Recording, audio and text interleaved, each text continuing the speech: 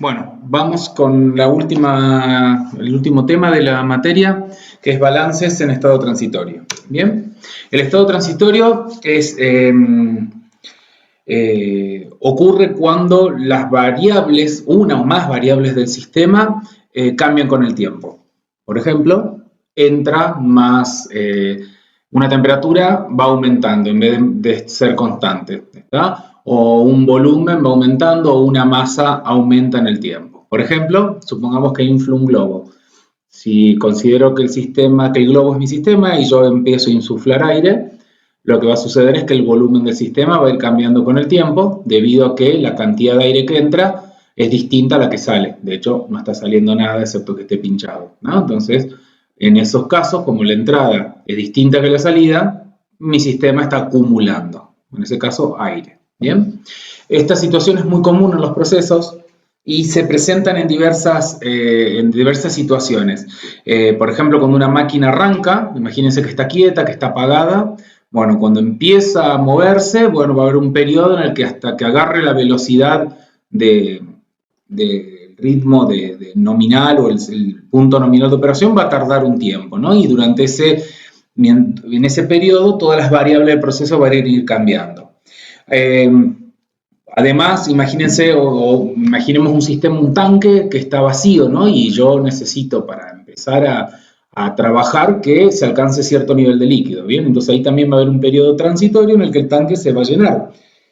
Y cuando vaya a parar la planta, me va a suceder lo contrario, voy a tener que vaciar ese tanque para volverlo a dejar en el estado inicial, ¿bien? Y eso también va a ser un periodo de operación transitoria, más allá que durante la operación del proceso en sí yo opere con el tanque a nivel constante. También vamos a tener variaciones en los procesos siempre porque pueden cambiar las temperaturas debido a perturbaciones, cambios de nivel, cambios de composición de materias primas, y todo eso va a generar variaciones en el tiempo, bien, que no vamos a poder resolver o calcular con la acumulación igual a cero, sino que a ese término de acumulación le vamos a tener que dar un valor. Bien, los procesos discontinuos y semicontinuos que vimos al principio del año son procesos que son intrínsecamente transitorios. Por ejemplo, una destilación batch o discontinua es un sistema en donde yo cargo una mezcla, imaginémonos algo sencillo, alcohol y agua, y empiezo a calentar. Se va a ir evaporando primero el alcohol, ¿no? Con algo de agua, y a medida que pasa el tiempo, esa concentración de alcohol va a ir bajando y va a ir empezando a destilar cada vez más agua. Por donde lo mire, el sistema es transitorio.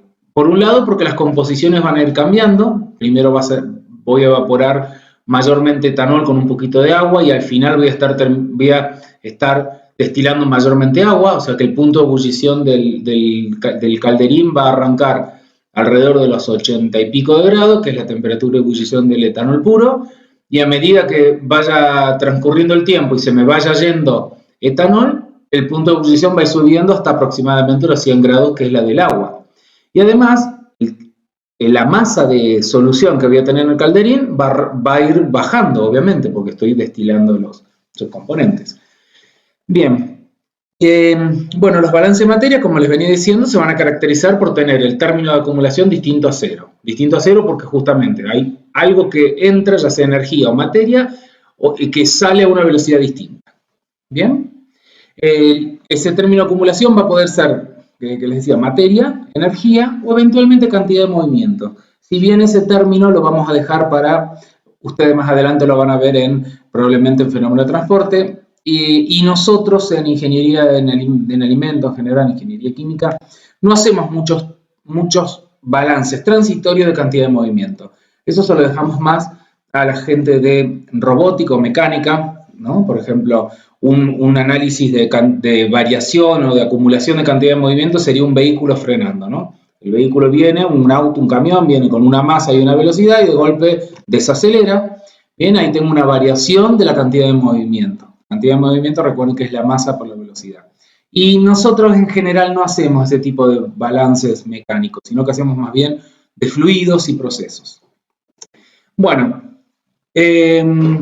acá de nuevo les presento la ecuación de balance de materia. Acumulación de materiales igual a entrada menos salida más generación menos consumo. El término de acumulación va a ser la velocidad con la que se va acumulando masa. Cuando digo acumulando masa puede ser más, estoy hablando de positivo o negativo. El sistema puede estar ganando masa o puede estar perdiendo masa. ¿Bien? Entonces, acá tengo escrito la variación de, voy a tomar ¿dónde está mi puntero? Acá está la pluma. Mi acumulación va a ser igual a la entrada menos la salida más la generación menos el consumo. Existen dos formas de trabajar con con esta expresión y son los balances diferenciales y los balances integrales. ¿Bien? Es básicamente lo mismo y la verdad que la diferencia de cómo trabajarlo lo vamos a ir viendo ahora. Con dos ejemplos. En general, cada uno de estos términos, entrada, salida, generación y consumo, representan, si el proceso es continuo, estamos hablando de velocidades, ¿no? Velocidades de entrada y de salida de materiales. Bien, vamos a hacer vamos a aplicar la ecuación que acabamos de ver a un sistema utilizando balance diferencial. El problema dice, un reactor continuo con agitación se mezcla para producir el compuesto R en la reacción en fase líquida de A que se transforma en R. La alimentación entra al reactor a velocidad V0 en litros por segundo, la concentración del reactivo en la alimentación es CA0, el volumen del contenido del tanque es B en litros, y la mezcla del recipiente se puede considerar perfecta, de modo que la concentración de A en la corriente de producto es igual a la del tanque. Eso lo hemos visto varias veces. En este proceso, la velocidad de consumo de A es igual a K por CA, o sea que es una reacción de primer orden. Puede considerar que todos los fluidos, alimentación, el contenido del tanque y el producto, tienen la misma densidad, ρ. Escriba los balances diferenciales para la masa total y los moles de A expresándolos en términos de las variables que se muestran en el siguiente diagrama. ¿Bien? Bueno, vamos primero que nada a ver a qué le vamos a aplicar el balance. El balance se lo vamos a aplicar a la masa de líquido que está contenida en ese tanque. Bien, esto que les acabo de señalar con rojo. Esto es mi volumen de control. Bien, y entonces, la variación de masa para el balance total, digamos, si yo estoy haciendo el balance total, ustedes ya lo tienen en claro, no considero los términos de generación y de consumo más allá de que haya reacción química. La masa total no va a cambiar. ¿Bien? Entonces, siempre después por componente, por supuesto que sí. Vamos a trabajar el primer término de la ecuación que la traje, que es esta, y tengo que la variación de la masa total respecto al tiempo la puedo poner en función del volumen del tanque y su densidad. ¿Bien? Porque la densidad de la solución por el volumen del tanque va a ser la masa total. Y el problema me dice que se puede considerar, no dice, pero podemos asumir que la densidad es constante, que no hay variación de la densidad, porque el problema dice que la densidad de la alimentación, el contenido del tanque y el producto es igual, o sea que durante la reacción no cambia. Entonces la puedo sacar afuera de mi derivada, de manera tal que el término de acumulación lo puedo escribir como ρ diferencial B respecto de T.